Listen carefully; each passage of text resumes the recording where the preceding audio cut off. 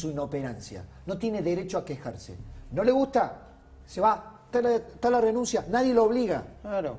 No nos puede son nuestros endosar la servidores inoperancia. públicos. Son nuestros servidores públicos. Pero nos hablan así. Nos retan un poquito.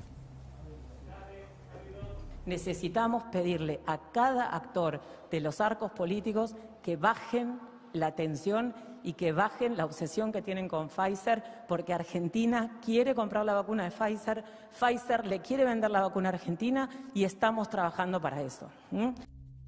Yo, y te lo digo yo, a ver, ¿qué patología tiene las personas que acusan de obsesivas a otras cuando se están discutiendo datos duros, señor Federico Andajasi? Bueno, eso es un mecanismo de proyección típico. Digo, si querés un ejemplo de proyección, es ese. Cuando te hacen una observación, ni siquiera una imputación, lo que haces es contestar con una agresión. Exactamente eso es un mecanismo de proyección. Yo la noto, la verdad, muy preocupada, muy desesperada a Bisotti, y la verdad que lo último que podría hacer es esto de agredir. Es lo que hace el gobierno, ¿no? Es decir, responde con una violencia y con una agresividad cuando en realidad tendría que estar dando explicaciones. Yo dentro de un ratito te voy a poner el tape de Bisotti hablando de la salud mental, dándonos otra vez que estamos todos mal de la cabeza y se acabó, ¿viste? Se acabó. O sea, muy suavecita, muy piripipipipi, pero cállate, estamos todos mal de la cabeza, ¿qué me van a hablar? Pero ahora, ¿qué era lo que tenías? Lo de Ginés, hablando de la educación, otra cosa.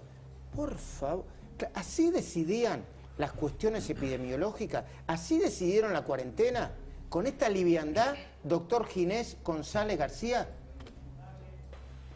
Que no estamos todavía para abrir allí o semi-abrir. La discusión de la escuela me parece una tontera, porque las escuelas son un mecanismo de difusión, son un mecanismo de movilidad, van los papás a buscarlo, entonces no cambia nada a favor, y puede cambiar bastante en contra, sobre todo el tiempo que demoramos de empezar a salir de esto, seguir con la escuela, como si fuera impresionante, o si la educación del pibe fuera una semana más, una semana menos.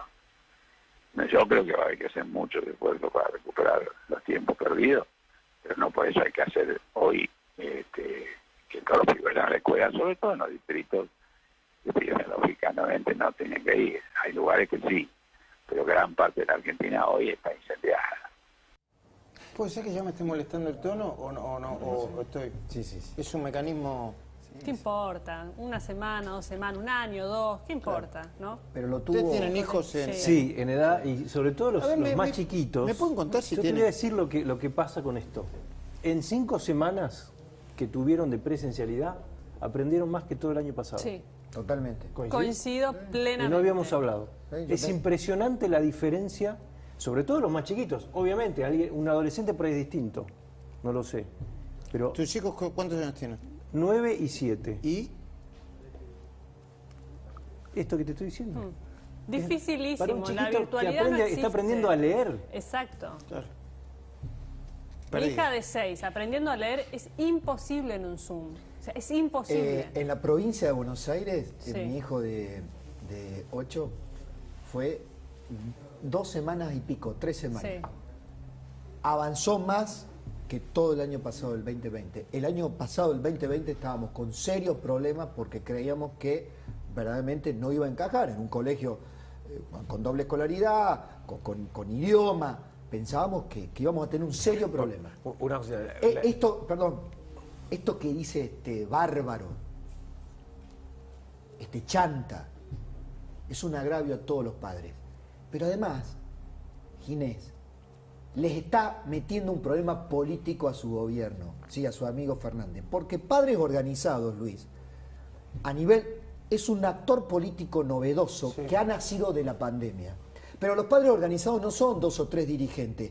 Padres Organizados es el espíritu de los padres, que tal vez nos hayamos dado cuenta de aquello que nos decía hace muchos años Jaime Echeverry, de que la tragedia educativa es que los padres no tomábamos conciencia del problema de nuestros hijos, ¿no?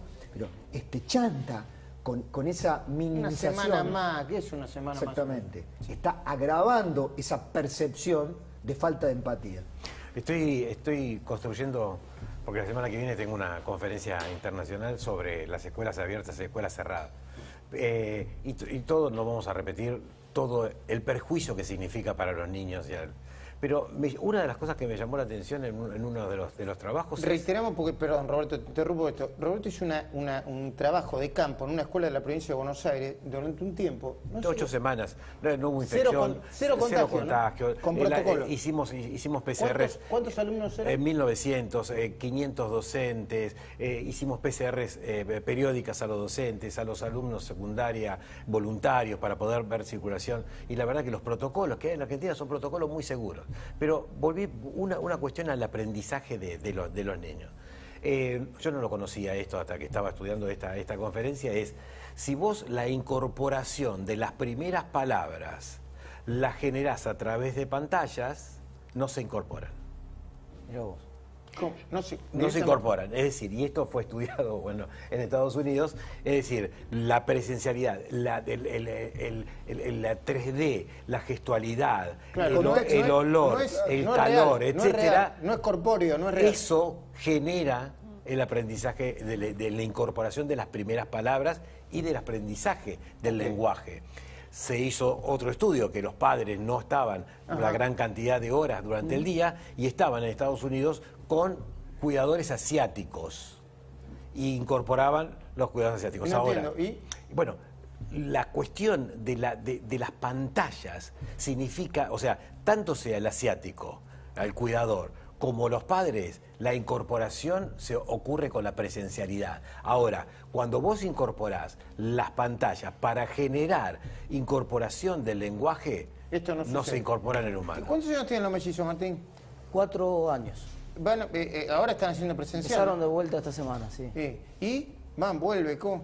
Por supuesto, están chochos porque prácticamente el Zoom no funciona para los chicos de educación inicial. Esto lo hemos explicado muchas veces. Yo puedo dar clases en la universidad, de hecho doy clases en la universidad por Zoom. Incomodísimo.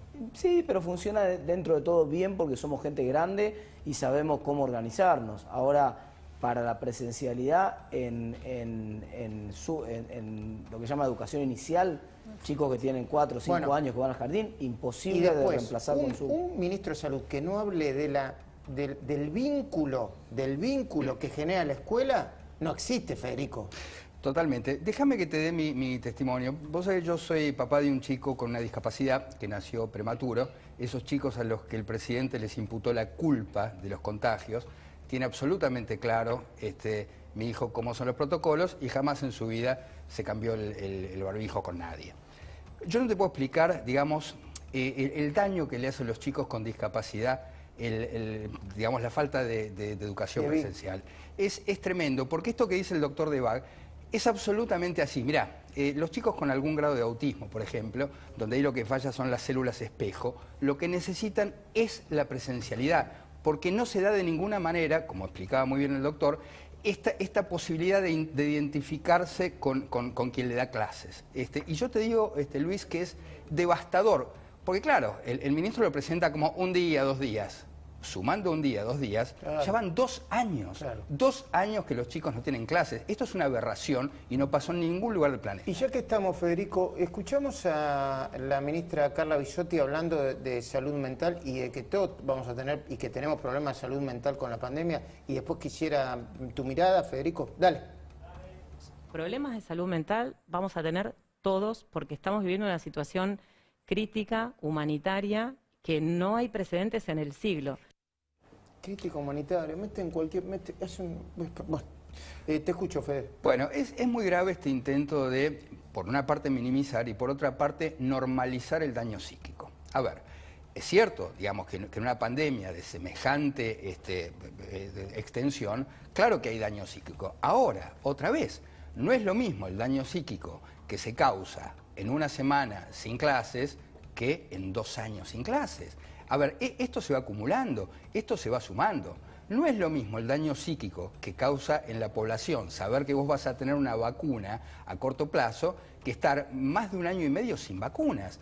Porque estos 20 millones de vacunas de los que se jactan, en realidad están prometidos para fines del año pasado, principios de este año. Claro, y ni hablar de las vacunas hoy, ¿no? Hoy hay 17 millones de vacunas, hay 5 millones de vacunas que no se dieron. El ritmo de la vacunación subió apenitas, un poquito, ¿no? Pero no está en los niveles que tiene que estar.